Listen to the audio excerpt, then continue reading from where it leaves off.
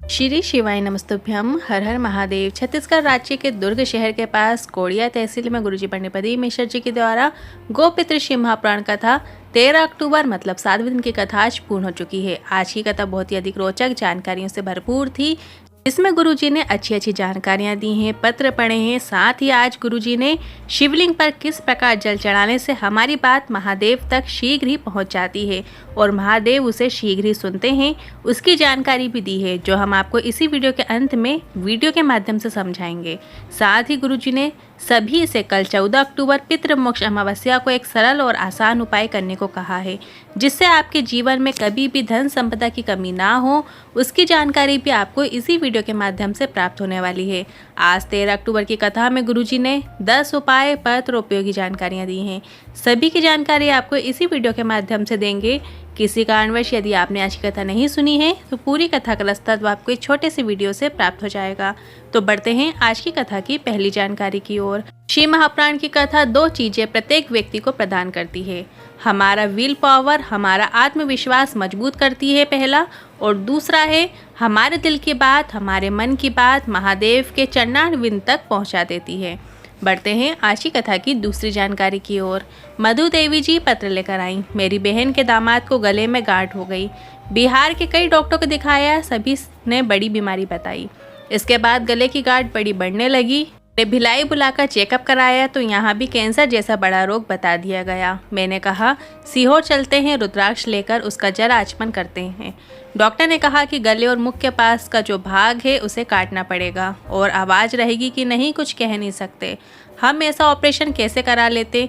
हम रोज शिवलिंग पे रुद्राक्ष का जल चढ़ाकर उसका आचमन करा देते। धीरे धीरे गांठ गली और चने बराबर हो गई। इसके बाद साबूदाना बराबर हो गई और फिर पूरी तरीके से गल गई। उसी का आभार व्यक्त करने कथा पंडाल में आए हैं। बढ़ते हैं आज की कथा की तीसरी जानकारी की ओर। नंदिनी जी पत्र लेकर आई। हम रात्रि को भोजन करके आ रहे थे। बेटे से बारातियों ने पूछा कि कहाँ रहते हो। इसके बाद उसे मारना शुरू कर दिया। इसके बाद चाकू से मारकर लहूलुहान कर दिया कि अतड़ियाँ बाहर आ गईं। हम हॉस्पिटल लेकर गए तो डॉक्टर ने कहा शायद ही बच पाएगा। मेरा बेटा मूर्छित होते होते बोला पानी। मुझे एकदम से शिवलिंग पर चढ़े जल की बात याद आई और तुरंत शिवलिंग पर जल चढ़ाकर वो जल लाकर उसके मुख में दे दिया और डॉक्टर ने ऑपरेशन किया, आते अंदर किया और 15 दिन तक होश नहीं आया। मैंने एक बेलपत्र शिवलिंग पर चढ़ी हुई उसके पलंग के पास रख दी और बेटे को होश आ गया। बेटा पूरी तरीके से स्वस्थ है। उसी का आभार व्यक्त करने कथा पंडाल में आई हूँ। बढ़ते हैं आज की कथा की चौथी जानकारी की ओर। चंद्र प्रकाश जी पत्र लेकर आए। शादी को कई वर्ष हो गए थे। डॉक्टर ने मना कर दिया था कि संतान नहीं होगी।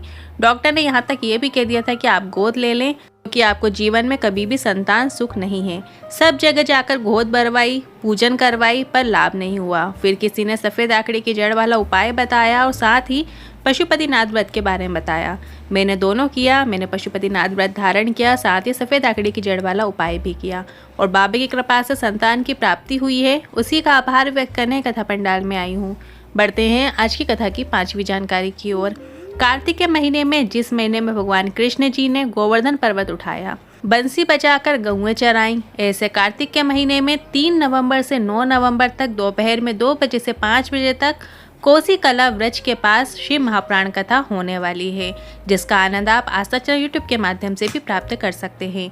बढ़ते हैं आज की कथा की 6वीं जानकारी की ओर।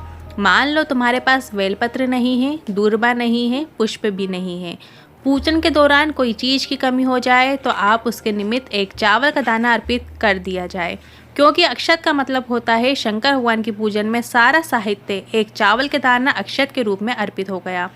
मान लो जैसे आप कोई उपाय भी कर रहे हैं, किसी चीज़ में हमें सफ़ेद पुष्प की आवश्यकता होती है या फिर किसी अन्य चीज़ की आवश्यकता होती है, शमी पत्र की आवश्यकता होती है, अचानक से नहीं मिल पा रहा है तो आप उसकी जगह पे एक चावल का दाना, एक अक्षत रखकर आप वो उपाय कर सकते हैं।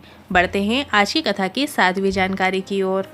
गाय के झूठ बोलने में माता पार्वती जी ने गाय को श्राप दे दिया कि जैसे जैसे कलयुग बढ़ेगा वैसे वैसे गाय तुम्हें झूठन खाना पड़ेगी।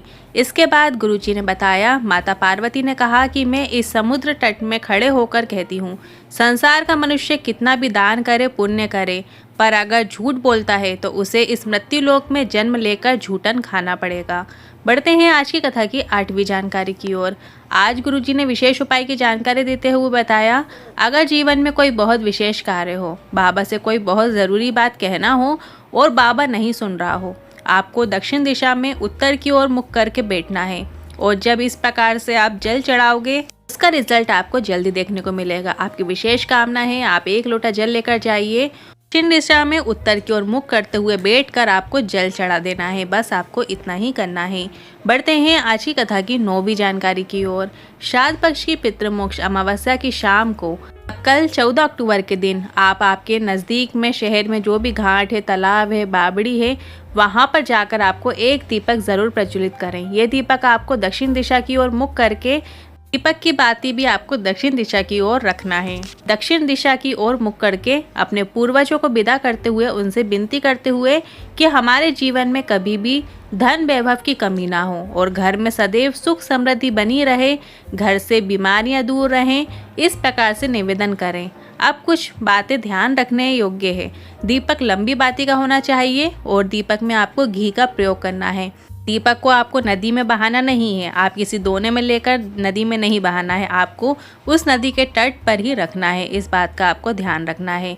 और यदि आपके शहर में, नगर में नदी, तालाब, कुआं नहीं है तो आपको ऐसी स्थिति में दिए को पीपल के वृक्ष के नीचे या वट वृक्ष के नीचे या बेलपत्र के वृक्ष के नीचे प्रज्वलित करना है। प्रज्वलित करते समय आपको श्री शिवाय नमस्तुभ्यं मंत्र का स्मरण कीजिएगा। ये जो 3 वृक्ष हैं ये भी देवतुल्य माने गए हैं। बढ़ते हैं अगली 10वीं जानकारी की ओर। श्राद्ध पक्ष में शुरू हुई देव पितृ श्री महाप्राण कथा के पहले दिन की कथा में गुरुजी ने 1 चुटकी आटे वाला विशेष उपाय बताया था। उपाय के वीडियो के माध्यम समझाने के लिए और कुछ उपायों से जुड़े प्रश्नों का उत्तर देने के लिए इस वीडियो को ध्यान से देखिएगा। जिनका विवाह नहीं हो रहा है, रिश्ते अच्छे नहीं आ रहे हैं, कोई फाल आगे नहीं बढ़ रही है, कोई शुभ कार्य घर में नहीं हो रहे हैं, कोई अच्छा कार्य पूर्ण नहीं हो रहा है, तो गुरुजी ने इस 16 श्राद्ध में बचे हुए दिनों में एक विशेष उपाय करने को कहा है। आपने अगर श्राद्ध पक्ष में अभी तक ये उपाय नहीं किया है तो भी आप कल का दिन शेष है। इस उपाय को आप अपने घर से ही कर सकते हैं। आपको क्या करना है, 1 चुटकी आटा लेना है। आप थोड़ा सा आटा कटोरी में ले लीजिए और उसको अपने घर के जो मुख्य द्वार है, चौखट है, वहाँ पर आपको दोनों साइड में 1 चुटकी आटे को पितरों का स्मरण करते हुए, पितृ का नाम लेते हुए आपको वो 1 चुटकी आटा चौखट के दोनों साइड रख देना है। साथ ही पितृमोक्ष अमावस्या के शाम को कोई नदी, बावड़ी, तालाब के घाट में दीपदान करना है। 1 दीपक भी प्रज्वलित कर सकते हैं। बस आपको इतना ही करना है। मंगल विवाह मात्र 1 माह के अंदर सुनिश्चित होना तय है या फिर जो अटका हुआ कार्य है वो भी पूर्ण हो जाता है। घर में शुभ कार्य होना तय है।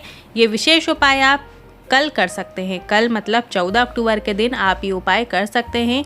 आटा आपको कितने बजे डालना है, तो गुरुजी ने अपनी पिछली कथाओं में भी पितरों के कुछ उपाय बताए हैं, जिसमें एक विशेष समय की जानकारी दी है कि वो समय के अनुसार आप ये उपाय कर सकते हैं। आप सुबह 10 से 12 के बीच में आटे को अपने घर के मुख्य द्वार के दोनों साइड डाल सकते हैं। अगर घर के पास नदी, तालाब, बावड़ी ना हो तो आप कोई कुएं के बाजू में दीपक लगा सकते हैं। अगर कुएं भी ना हो तो बेलपत्र के या पीपल के या वट वृक्ष के नीचे भी आप दीपदान कर सकते हैं। उपाय के बाद आटे का आपको क्या करना है, उपाय के बाद आटे को आप चींटियों को डाल सकते हैं। बढ़ते हैं अगली 12वीं जानकारी की ओर। नेपाल की डोलेश्वर शिव महापुराण कथा में गुरुजी ने बिल्कुल नया उपाय अमावस्या का बताया था। उपाय आप इस 14 अक्टूबर पितृमोक्ष अमावस्या के दिन कर सकते हैं। उपाय आपको कैसे करना है, ध्यान से सुनिएगा। तो बस शिवालय में जाकर 7 जगह बिंदी लगा देना है। बिंदी लगाने के लिए आपको पीले चंदन का उपयोग करना है। आप अष्टगंध चंदन का भी प्रयोग कर सकते हैं। पहली बिंदी आपको जो जलाधारी में गणेश जी का स्थान है वहाँ पे लगानी है। दूसरी बिंदी आपको कार्तिकेय जी के स्थान पर लगानी है। तीसरी बिंदी आपको माता अशोक सुंदरी के स्थान पर लगानी है। चौथी बिंदी आपको जलाधारी में लगानी है, पर जो जलाधारी टंगी होती है उसमें आपको लगाना है। और यदि ऊपर जलाधारी नहीं लगी है तो वो चौथी बिंदी भी आपको शिवलिंग पे लगा देना है। और 5वीं बिंदी आपको माता पार्वती के हस्त कमल मतलब गोल कटी भाग में लगानी है। 6वीं बिंदी आपको नंदी के सींग में लगानी है और 7वीं बिंदी आपको शिवलिंग पे लगा देनी है। इस प्रकार से 7 बिंदी आपको लगा देना है। पर कई लोग प्रश्न करते हैं कि जलाधारी नहीं बंधी हुई है तो क्या करें, तो आप जलाधारी में निवास करने वाले शंकर भगवान की 5 बेटियों का नाम लेते हुए जया, विजया, विशेरा, सामनीवारी, दोतली और देवी इस प्रकार से नाम लेते हुए वो बिंदी भी आप शिवलिंग पर ही लगा दें। मतलब आपने शिवलिंग पर 2 बिंदी लगा देनी है। इस प्रकार से भी आप ये उपाय पूर्ण कर सकते हैं। गुरुजी ने बताया आपके परिवार में कुल में जो अधोगति में फंसा हुआ होता है उसे मुक्ति प्राप्त हो जाती है और पितृलोक से पितरों को मुक्त होकर वैकुंठ में निवास प्राप्त होता है। अमावस्या के दिन आप ये उपाय अपने पितरों के लिए कर रहे हैं और अगर आपके पितृ खुश हैं तो आपके जीवन में सुख समृद्धि देखने को मिलती है। किन उपायों से लेकर मन में कोई सवाल या क्वेश्चन है तो आप कमेंट बॉक्स के जरिए पूछ सकते हैं। वीडियो थोड़ा भी उपयोगी लगा हो तो वीडियो को लाइक करके कमेंट बॉक्स में हर हर महादेव जरूर टाइप कीजिएगा। श्री शिवाय नमस्तुभ्यम।